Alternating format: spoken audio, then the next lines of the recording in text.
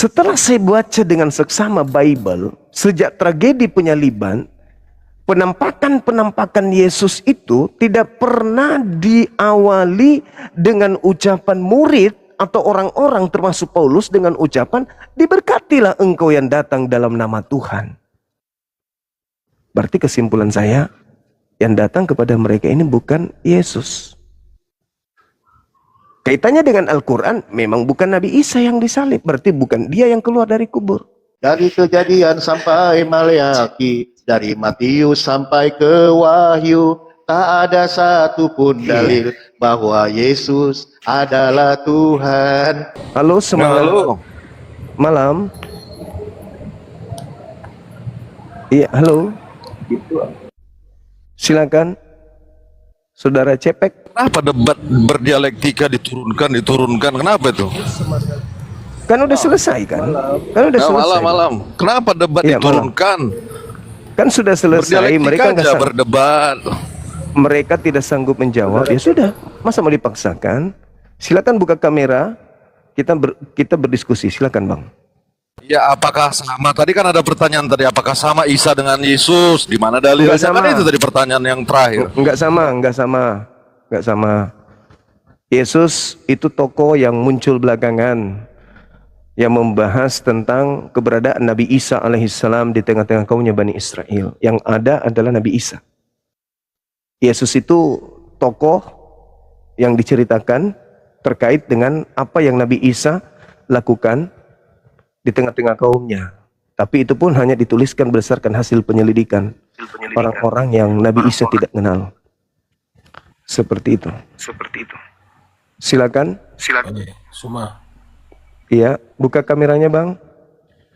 Itu bahas-bahas agama lah kamu. Silakan buka kamera, jangan menangis. Kalau mau menangis di sini bukan tempatnya.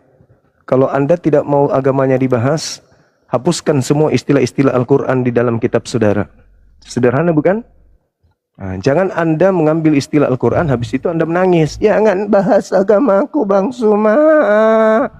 Please. Enak aja. Jangan bahas agamaku, izinkan aku memurtadkan orang Islam Bang Suma. Ya. Tapi jangan kau bahas agamaku, biarkan kami mengajak orang-orang Islam yang awam masuk ke agama kami ya. Jangan bahas agamaku. Nah, itu kan kalian mau. Sorry lah, mana bisa kayak gitu. Kalian harus ini dong. Kalian harus nanggung risiko. Kalian mengambil istilah Al-Quran masuk ke dalam Bible, ya kalian harus nanggung risiko. Tanggung risiko bahwa agama Anda harus siap untuk kami pretelin. Siapa suruh mengambil istilah Al-Quran, istilah-istilah dalam Islam kalian pakai di dalam kitab kalian. Ya kalian harus kemudian menanggung risiko itu. Bang Suma dan tim akan datang mengupas tuntas tentang isi Bible sekaitan dengan benarkah agama Anda itu. Karena agama Anda memiliki amanat agung. Jadikanlah seluruh orang Islam menjadi Kristen. Kan ada tuh. Enak aja.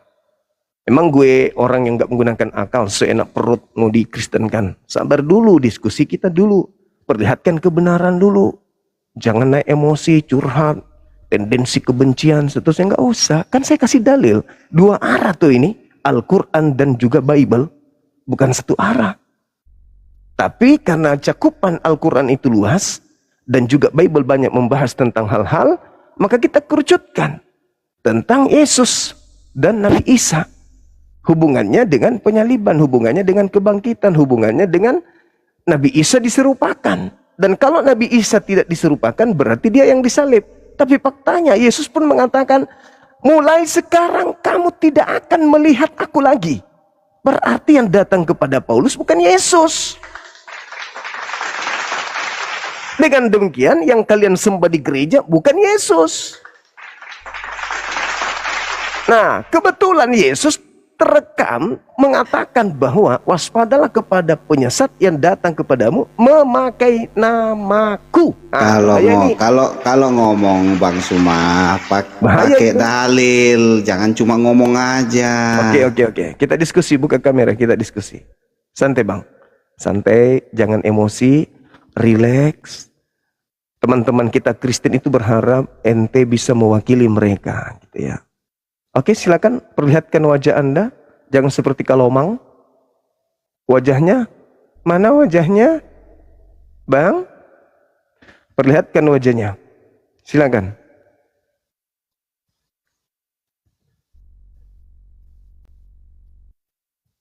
Halo? Halo? Gimana nih? Ayolah kita diskusi dengan Ya, santun. mana orangnya? Nggak usah mana, kamu ngerocos sana sini, dalilnya Orangnya kesana mana? kemari. Tuh, Orangnya mana? kamera udah dibuka. Iya, mana orangnya? Andanya Lah mana? kamu aja nggak buka masker. Ini Gimana Anda, sih? ini saya. Iya, tapi maskernya lepas dulu. Aduh, pengecut, penghujat, pengecut, penakut, munafik. Jangan kayak gitulah. Ini Indonesia, bro. Di sekitar kita ada TNI yang kita cintai, ada Polri yang kita sayangi. Kita aman. Negara kita ini aman. Jadi nggak usah takut. Kecuali memang ada tujuan untuk menghujat. Buka aja, kita diskusikan. Apalagi kalian ini kan, kami ini hamba Tuhan. Hambanya Tuhan, kami ini budaknya Tuhan. Lah kalian itu anak-anak Tuhan, derajat kalian lebih tinggi. Masa takut sama hamba? Kamu kan anak Tuhan. Apalagi Tuhanmu 3, kami cuma 1. Menang di situ, kok jadi penakut? Tuhan kami cuma 1, percaya diri nah. Kamu Tuhanmu 3, masa penakut? Jangan gitu dong. 1 Tuhan versus 3 Tuhan, masa Tuhanmu 3, kamu malah takut sama aku. Aku cuma 1 Tuhannya. Kamu 3 dan aku bukan anak Tuhan. Anda lah yang anak Tuhan. Aku cuma hamba Tuhan. Kamu anaknya Tuhanmu. Gitu, masa takut? Habis itu sudah takut kayak gitu, sombong, mulutnya besar. Ribut sama masker ributnya. Udah aku bilang, saya pakai masker karena saya nggak pede. Saya buruk rupa. Begitu loh. Kalau kamu juga tidak pede dengan wajahmu, kan bisa pakai masker. Atau pakai helm. Helmnya kau putar ke belakang kayak gini nah. Supaya tidak kelihatan wajahmu, cuma suaramu doang. Ribet amat sih. Atau materi ini membuat kau terguncang. Karena kalau kapan itu betul, kalian tidak mampu membuktikan bahwa Yesus pernah berkata demikian. Dan kalaupun dia yang datang, maka orang-orang akan berkata, diberkatilah dia dalam nama Tuhan. Maka, waduh, berarti 2000 tahun kalian menyembah kepada bukan manusia. Bukan anak manusia. Bukan anak tirinya Yusuf yang kalian sembah. Bukan sepupunya Yohanes yang kalian sembah. Bukan anaknya Ibu Maria yang kau sembah. Bukan orang Yahudi yang kau sembah. Gimana dong? Bukan cucunya Daud yang kau sembah. Manras yang gue tahu. Ya, jadi gimana dong kalau sudah kayak gitu? Makanya naik ke sini, rendahkan tensinya, tenangkan jiwanya. Kami membantu Anda melakukan pembibelan. Beritakanlah Bible kepada seluruh makhluk. Nih, aku buka komal untuk bantu kau memberitakan Bible kepada seluruh makhluk. Naik ke sini. Jangan emosi. Relax, santai. Diskusi kayak tadinya. Aku sama bapak yang pertama tadi, Francisco, bagusnya diskusinya. Sampai dia nyerah. Dia minta waktu untuk mencari dulu. Ayo. Karena kapan itu terjadi benar-benar tidak ada orang yang berkata diberkatilah yang datang dalam nama Tuhan, maka kesimpulannya 2000 tahun kalian menyembah bukan anak orang. Gimana dong? Nggak ngeri tuh. Halo, semangat malam. Semangat malam, bro.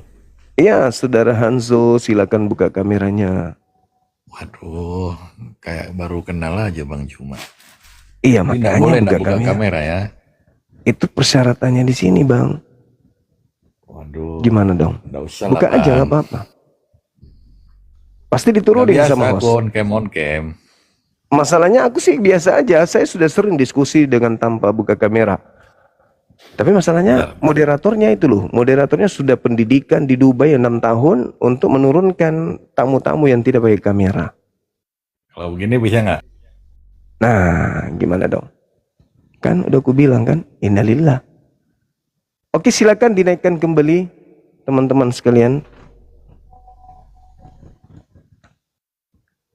Dinaikkan saudara kita yang mau belajar, karena ini penting untuk kita kaji.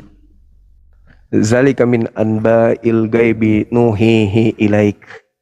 Ketika Al-Quran melalui Nabi Muhammad menceritakan tentang Nabi Isa, apa kata Allah? Inilah sebagian dari berita-berita gaib yang aku sampaikan, yang aku wahyukan kepadamu wahai Nabi Muhammad, tentang Nabiku Isa alaihissalam yang datang kepada kaum Bani Israel, yang mereka tolak, yang mereka ganti namanya menjadi Yesus. Nabiku tidak melakukan penyelidikan, tapi wahyu yang datang langsung kepada beliau. Berbeda dengan penulis Bible, mereka melakukan penelitian, penyelidikan, kemudian dengan seksama mereka menyusunnya seperti menyusun suatu skripsi. Seperti itu, saudaraku. Silakan, saudara Andre. Selamat malam.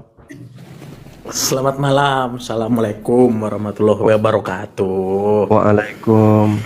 Dari Katolik Protestan, Bang? Mana tahu dia Kristen. Apa diturunin? Oke, naik lagi. Biarkan dulu diskusi apakah dia Kristen atau Islam, baru diturunkan. Atau kalau misalnya mau diturunkan, naikkan dulu cadangan, baru diturunkan. Halo, semangat malam. Halo, selamat malam Bang. Ya, dari sekte mana abangku?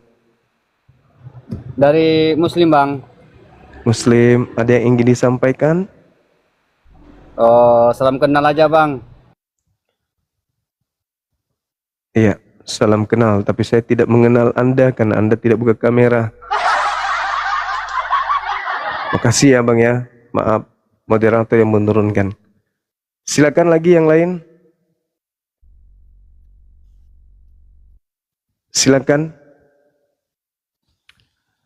Allah Subhanahu wa taala menjelaskan kepada kami umat Islam, tidak ada seorang ahli kitab pun yang tidak akan beriman kepada Nabi Isa alaihissalam sebelum kematian mereka. Nah, itu berarti ketika Nabi Isa turun, orang-orang Bani Israel akan beriman dan mengikuti pemberkatan itu alaihissalam, alaihissalam, alaihissalam, sebagaimana di Islam, kan gitu. Oke. Semangat malam.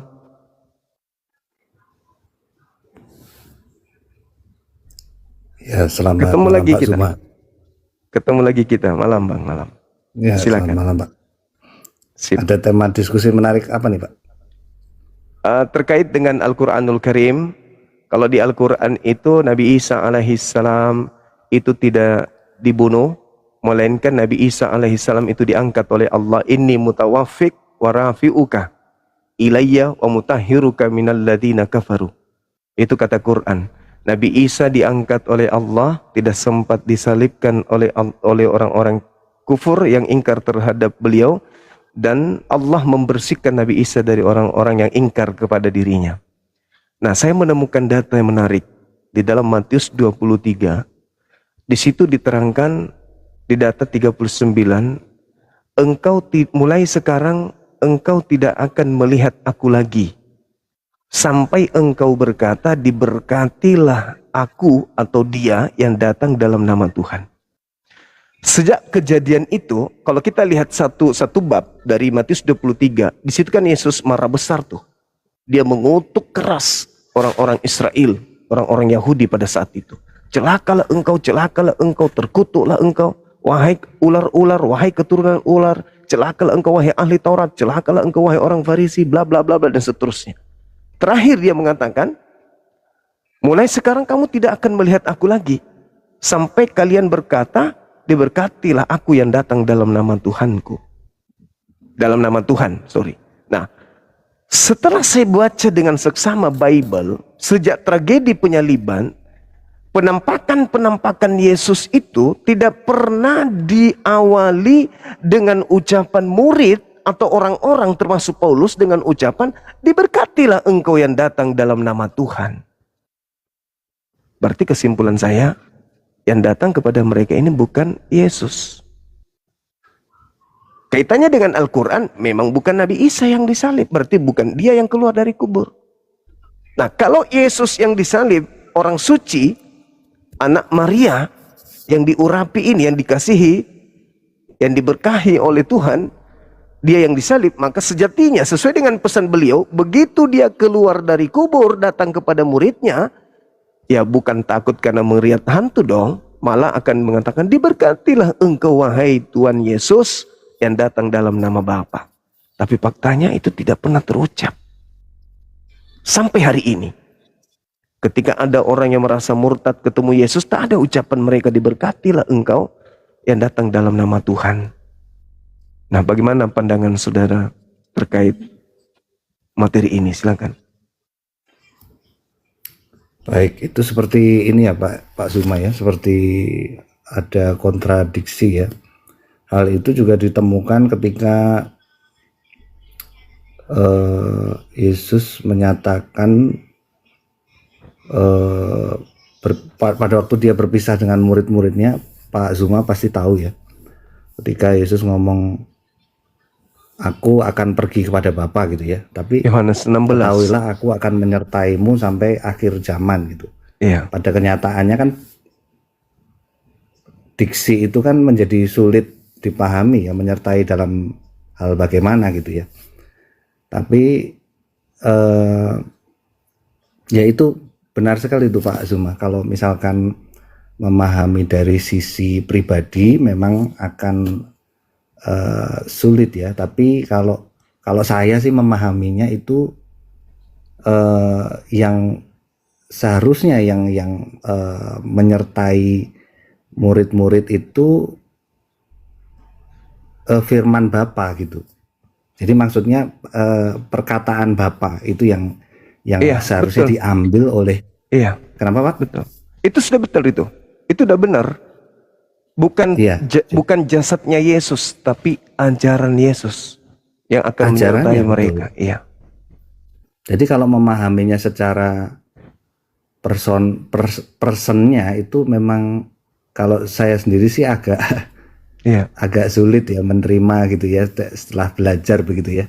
Tapi yang dipahami adalah ya firman Bapa, maksudnya ajarannya Yesus tuh ya perkataannya Yesus itu dia tidak pernah ngarang-ngarang gitu ya. Maksudnya ya dia tinggal kutip aja misalnya dari kitab-kitab terdahulunya, ya dia tinggal meneruskan aja sebenarnya gitu. Nah, maksudnya supaya muridnya tetap tinggal di dalam ajarannya itu gitu. Memang yaitu Pak, yang ketika ketahuilah aku akan menyertaimu sampai akhir zaman. Ketika saya ini bagaimana ya memahaminya, masa masuklah ke dalam hatiku gitu kan, itu lebih ke arah ya diksi-diksi kesaksian secara mystical gitu ya, maksudnya jadi apa ya. Nah, kalau saya lebih memahaminya ya udah perkataan atau firman Bapa atau ajaran-ajarannya itulah yang tinggal di dalam hati saya begitu. Iya. Sama seperti kami umat Islam hari ini, Nabi Muhammad masih menyertai kami sampai hari kiamat. Maksudnya apa itu? Ajarannya. Nah, Ajarannya, iya. ya. Kan Yesus mengatakan, firman yang kau dengar dari aku itu bukan dari aku, tetapi dari Bapa yang telah mengutus aku. Kamu melihat aku sama melihat Bapa. Barang siapa yang menerima aku, dia tidak menerima aku, tapi dia menerima dia yang telah mengutus aku. Siapa yang melihat aku sama melihat Bapa. Artinya bahwa yang dimaksud Yesus di sini adalah firman Tuhan yang disampaikannya itu. Bukan dirinya sebagai manusia, bukan. Kalau tentang dirinya, Yohanes 5:30, aku tidak dapat berbuat apa-apa dari diriku sendiri. Beliau adalah orang yang soleh, sangat soleh. Ucapannya, ucapan Tuhannya, perbuatannya adalah perbuatan Tuhannya. Yohanes 3, Yohanes 4, nomor 34, makananku adalah melakukan segala apa yang diperintahkan Bapa untuk aku lakukan dan aku kerjakan. Artinya, Kalau kami sebagai umat Islam mendudukkan perkara-perkara ajaran Yesus kepada kaumnya, itu sangat islami. Dia adalah seorang muslim yang taat. Sama seperti Yohanes 14:31. Dunia harus tahu, berarti termasuk kami, bahwa aku senantiasa mengasihi Bapa, yaitu dengan melakukan segala apa yang diperintahkan Bapa kepadaku. Wah, dia seorang muslim yang taat. Bukan seorang Kristiani, tapi dia adalah seorang muslim. Karena kenapa dikatakan muslim? Karena dia senantiasa berserah diri. Untuk berucap aja dari dirinya sendiri, dia tidak berdaya. Dia serahkan seluruhnya kepada Tuhannya. Apa yang aku sampaikan adalah apa yang diperintahkan oleh Bapa untuk aku katakan dan aku sampaikan. Yohanes 12:49. Dan perkataan Bapa itu adalah hidup yang kekal. Artinya kita sebagai orang yang muncul belakangan harus mengikuti pola pengajaran Yesus, sebab perkataan Yesus itulah hidup kekal itu. Perkataan Yesus itu adalah hidup kekal itu. Nah, kami sebagai seorang muslim, ketika melihat pernyataan Yesus di dalam Yohanes 16 misalnya, di data nomor 16 sekaitan dengan tema ini. Apa kata beliau? Tinggal sesaat lagi aku akan bersama dengan kamu. Kamu tidak akan melihat aku lagi, dan tinggal sesaat saja pula kamu akan melihat aku. Kenapa bisa demikian? Karena setelah dia datang seorang penolong lain yang akan mengajarkan segala sesuatunya, dan tanda-tanda kedatangan orang tersebut adalah memuliakan aku. Orang itu akan memuliakan aku dan akan mengingatkan segala sesuatu yang pernah aku ajarkan kepadamu. Yohanes 16 nomor 7 sampai nomor 15. Apabila ia datang, dia akan memuliakan aku. Dia tidak berkata-kata dari dirinya sendiri, melainkan apa yang didengarkan itulah yang dia katakan. Nah, di data 7-nya dia mengatakan, adalah benar jikalau aku pergi, sebab kalau aku tidak pergi, maka penghibur itu tidak akan datang. Berarti Yesus harus pergi dulu tuh, baru datang sang penghibur. Kenapa dia dikatakan sang penghibur? Karena Tuhan mengutus nabi, mengutus rasul, mengutus nabi hanya untuk Bani Israel tok. Kita yang di luar Bani Israel ini tidak pernah. Nah, ketika dia datang sang penghibur, maka pengutusannya diutus kepada seluruh manusia. Litubayyina linnas. Kalau dulu zaman Musa, kita yang di luar Nabi Musa gigit jari. Zaman Daud, kita di luar Bani Israel gigit jari. Bayangkan betapa kerasnya pernyataan di dalam kitab Mazmur itu. 147 nomor 19-20. Hukum-hukum yang aku berikan kepada Yakub dan peraturan-peraturanku yang kuberikan kepada Israel tidak aku berikan kepada bangsa lain. Berarti kita nggak dianggap. Nah, lalu kemudian Yesus memberikan, akan datang penghibur lain, akan datang seorang penolong lain yang akan mengajarkan segala sesuatunya tentang hukum-hukum, pengadilan, serta penginsapan dunia akan dosa. Kalau menurut saya nih, kalau kita lihat dalam bahasa Aramaik, roh kebenaran itu dia sebut roh Hamed. Di dalam Al-Quran, ismuhu Ahmad. Ketika Nabi Isa berkata kepada kaumnya, wa isqala Isa, ya Bani Israel, inni rasulullahi ilaikum musaddiqan lima baina yadayhi minat Torah, wa mubashiran bi rasuli ya'ti min ba'di ismuhu Ahmad. Aku datang kepada kalian membenarkan Taurat dan datang untuk memberitakan akan datangnya seorang penolong lain bernama Ahmad. Bahasa Ibraninya di dalam Yohanes 7, Yohanes 16 itu dikatakan Roh Hamed. Roh Hamed.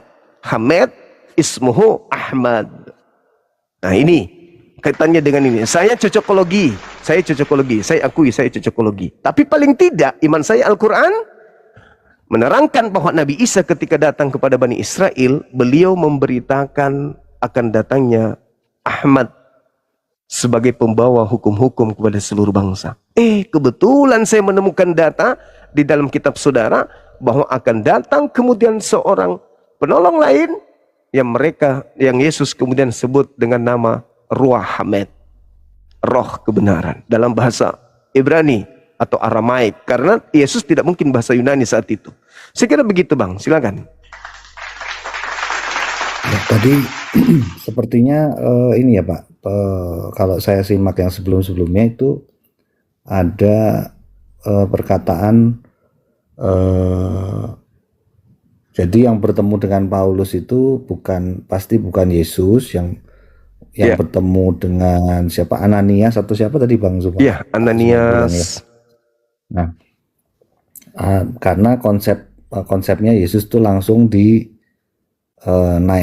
ke atas ya Pak ya. Siap. Nah, apakah di dalam Muslim itu ada konsep tubuh kemuliaan? Kalau di dalam Kristen itu kan ada konsep apa, tubuh kemuliaan. Jadi yang saya tahu setelah Yesus dibangkitkan itu ya makan minum kayak gitu ya, itu dengan tubuh kemuliaan, dengan luka paku gitu ya, lubang paku yang masih ada gitu ya sebelum dia menghadap kembali kepada Bapa gitu. Nah, apakah ada konsep seperti itu juga di Islam? Apakah ada atau konsepnya bagaimana tuh? Kalau di Islam itu bukan hanya sekedar setelah kematian kita tubuh kemuliaan, enggak. Ketika kemudian kita menjaga jasad ini dari hal-hal yang haram, maka kita ini adalah tubuh mulia. Allah memuliakan, bahkan Allah mengatakan fi aksani takwim, kita ini dicipta dengan kemuliaan yang sempurna, yang membuat kita hina ketika kita melanggar hukum Tuhan. Nah, saya melihat istilah tubuh kemuliaan itu adalah sebuah ungkapan yang seakan-akan menghantarkan saudara saya Kristen untuk memahami bahwa itu bukan jasad lagi, padahal tidak. Itu masih tetap jasad. Manusia akan bangkit dengan jasad. Di Islam bangkit dengan jasad. Kenapa dia bangkit dengan kemuliaan? Karena dia bangkit tanpa dosa. Jasadnya adalah jasad yang bangkit dalam keadaan kudus, suci. Maka dia mulia. Mulia lawan katanya hina. Tubuh yang hina dibangkitkan dari kubur dengan tubuh yang hina, karena ketika dia hidup di bumi banyak melakukan dosa, maka bangkit dengan tubuh yang hina. Sementara orang yang meninggalkan dosa ketika hidup di bumi bangkit dengan tubuh mulia. Kenapa? Kan tempatnya ke surga. Sedangkan tubuh yang hina tempatnya di neraka. Jadi tubuh mulia itu bukan berarti dia berganti tubuh, enggak. Atau dia keluar dengan ruh saja, bukan. Tubuh mulia artinya dia termasuk orang-orang yang disucikan oleh Allah. Karena dia menjaga jasadnya dari hal-hal yang diharamkan. Seperti itu, Bang. Jadi kalau di Islam itu bukan cuman keluar dari kubur mulia, bangkit dari kematian mulia, enggak. Di bumi ini kita juga mulia. Kita diciptakan dalam bentuk kemuliaan. Dan Yesus juga, sedikit lagi. Yesus dikatakan di dalam Yohanes 17, apa yang dikatakan? Kemuliaan yang engkau berikan sebelum dunia ada. Di data Yohanes 1:14, telah menjadi daging, kemuliaan yang diberikan oleh Bapa kepadanya sebelum dunia ada. Artinya jasadnya Yesus sebelum mati pun sudah mulia.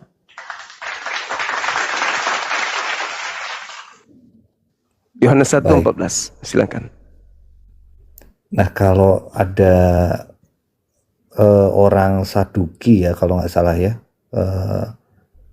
posisi mereka itu kan menentang kebangkitan tubuh ya Pak ya. Saya lupa Saduki atau Eseni, Saduki kayaknya ya, yang menentang kebangkitan tubuh ya. Nah, kalau posisinya pengajarannya orang Muslim atau Islam sendiri bagaimana itu Pak? Apakah menentang kebangkitan tubuh juga, atau ada maksudnya ada tafsir lain Pak? Kalau di Islam itu surah Yasin, wa daraba lana mathalan wa nasiya halqa. Orang-orang kafir bertanya, apakah Tuhan bisa membangkitkan tulang belulang yang sudah hancur seperti ini? Allah menjawab, Kul yuhyihal ladzi ansha'aha awwala marrah. Katakan pada mereka bahwa jikalau Allah mampu sanggup menciptakan engkau dari tidak ada menjadi ada, maka bagi Allah lebih mudah, tak ada kemudian susahnya membangkitkan engkau lagi yang sudah ada tulang belulangnya. Yang tadi tidak ada saja aku bangkitkan, apalagi sekarang ada. Tinggal disatukan, bangkit kembali. Jadi di dalam Islam itu sama seperti di dalam Yehezkiel 37. Jadi tulang-tulang yang sudah berserak, kemudian disatukan kembali, lalu ditumbuhkan daging padanya, lalu ditiupkan roh dan hidup kembali orang-orang yang sudah mati ini. Sama di dalam Al-Quran surah Yasin.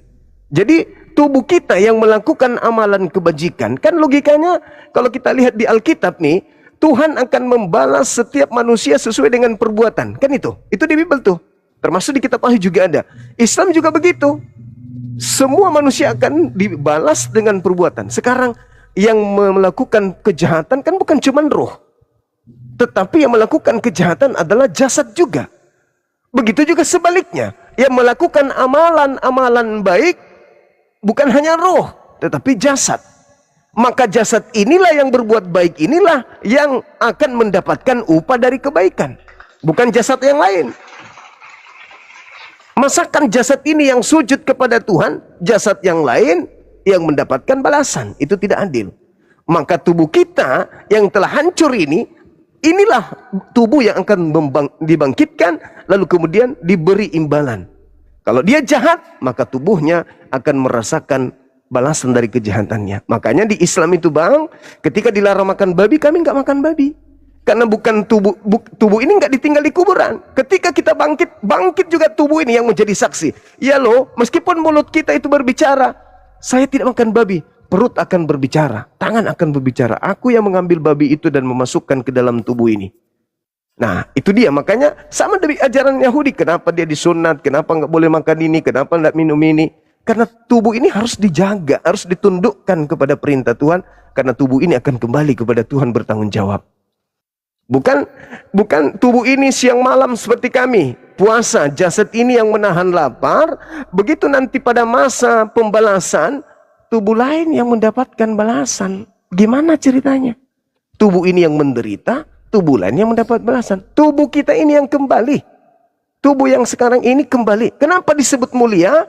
Karena dia tidak memiliki dosa atau dihapuskan dosanya oleh Allah. Dikatakan mulia karena kembali kepada jannah.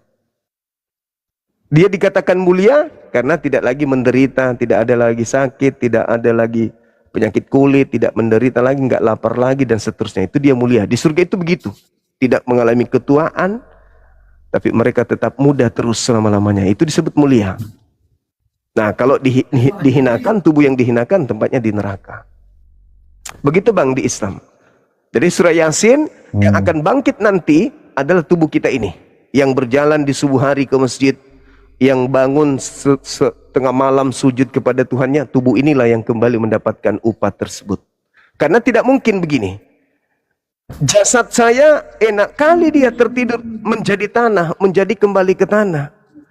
Roh saya yang disiksa. Roh akan protes. Wahai Tuhan, mengapa cuman saya? Roh tidak mungkin pergi maling sapi tanpa ada jasad. Tidak mungkin ada roh pergi mencuri sapi tanpa jasad. Berarti jasad terlibat. Begitu juga sebaliknya. Tidak mungkin ada jasad berjalan tanpa roh pergi maling sapi. Maka dua-duanya harus mendapatkan ganjaran. Bukan cuma satu. Bukan cuma satu. Maka di Islam menjaga jasmani dan menjaga rohani, karena dua-duanya akan kembali kepada Tuhannya. Demikian bang. Jadi secara literal ya Pak ya, bukan kiasan ya? Bukan. Nanti literally. Ya. Nanti boleh baca di Yehezkiel 37. Kalau di Al-Quran surah Yasin. Yehezkiel Tulang-tulang itu ya. Iya, tulang-tulang yang berserak, kemudian bergerak sendiri, bersambung satu sama lain. Setelah itu dilihatlah tubuh itu bertumbuh. Setelah bertumbuh dilihat urat-urat berjalan. Setelah itu dilihat darah. Habis itu ditiupkan roh hidup kembali orang-orang yang sudah mati. Sama seperti. Nah, di situ. Jika demikian Isa Al-Masih yang diyakini itu sebenarnya sama dengan Elia ya Pak ya. Sama persis. Diangkat.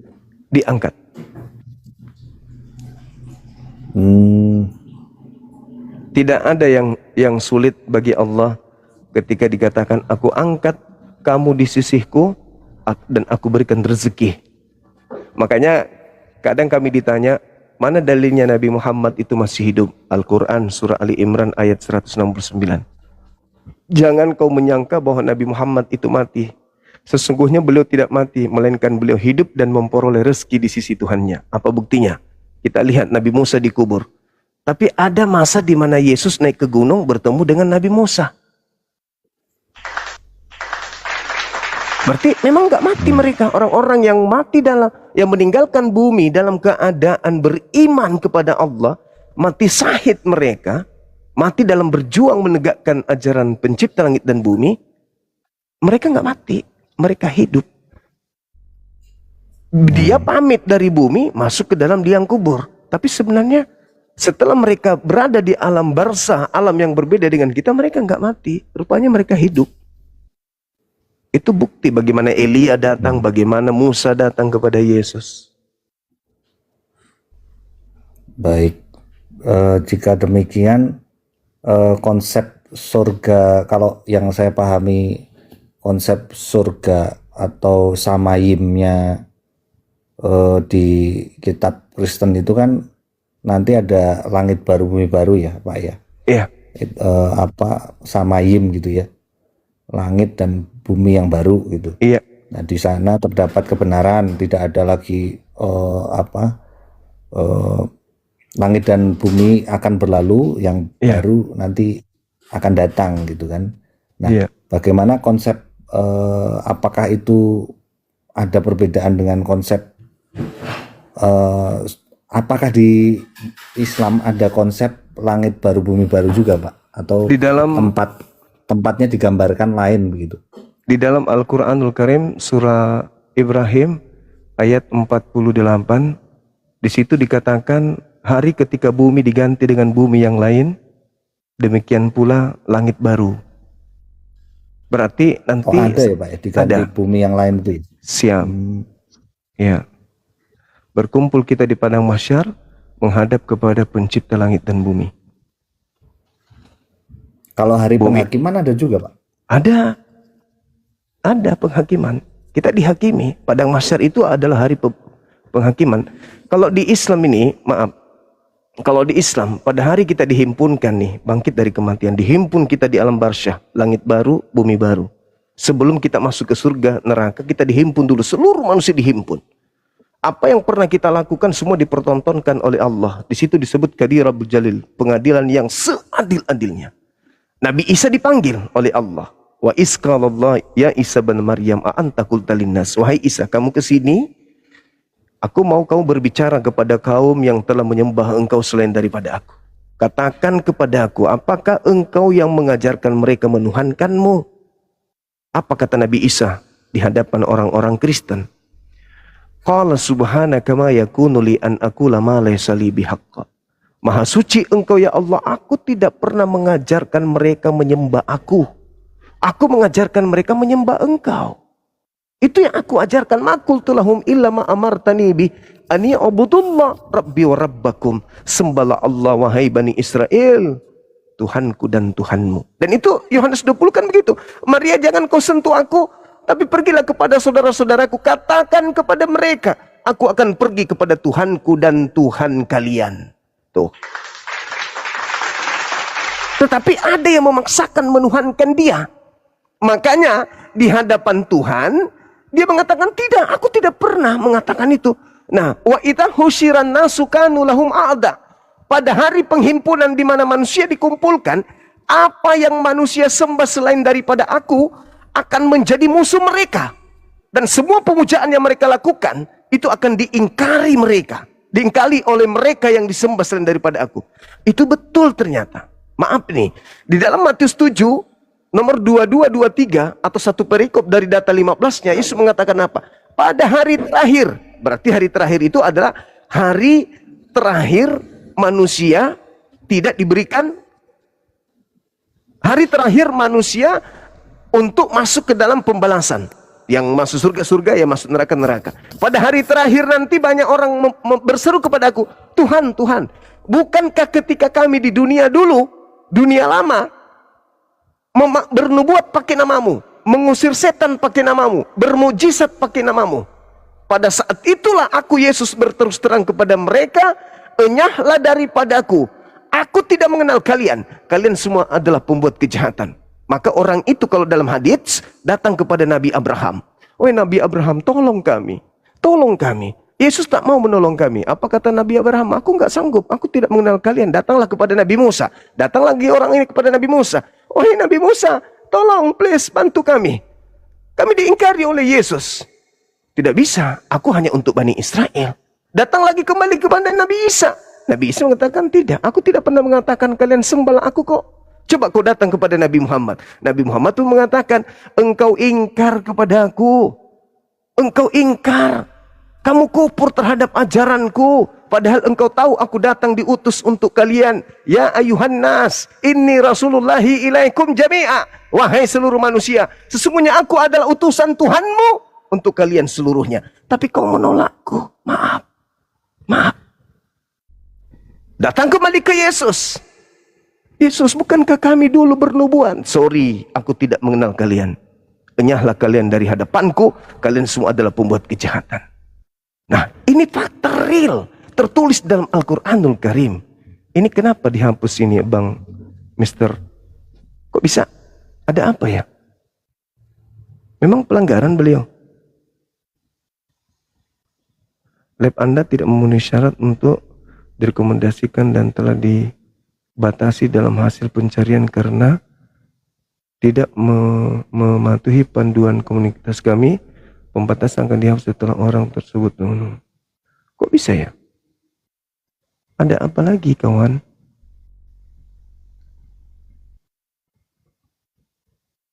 Kita nggak melakukan apa-apa pun. Aduh, TikTok janganlah gitu. Jadi gitu.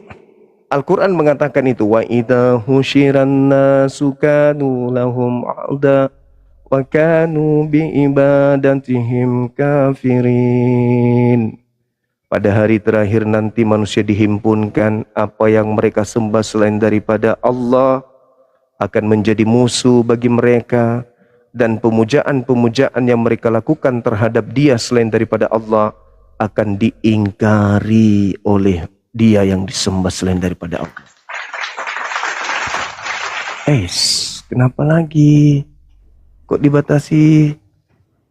Abangku bisa ganti ini enggak? Ganti perangkap enggak? Ini kenapa bisa Anda dideteksi sama TikTok melakukan pelanggaran? Wah, saya juga nggak tahu, Pak. Apa Iya, itu dia masalahnya. Nggak ngapa-ngapain saya juga. Sudah dua kali kena pelanggaran. Kok bisa ya? Coba ganti akun dulu. Padahal nggak ada ngapa-ngapain. Ada nggak yang mengerti ini kejadiannya kayak mana? Kok bisa kayak gitu? Nah, pembatasan, oke.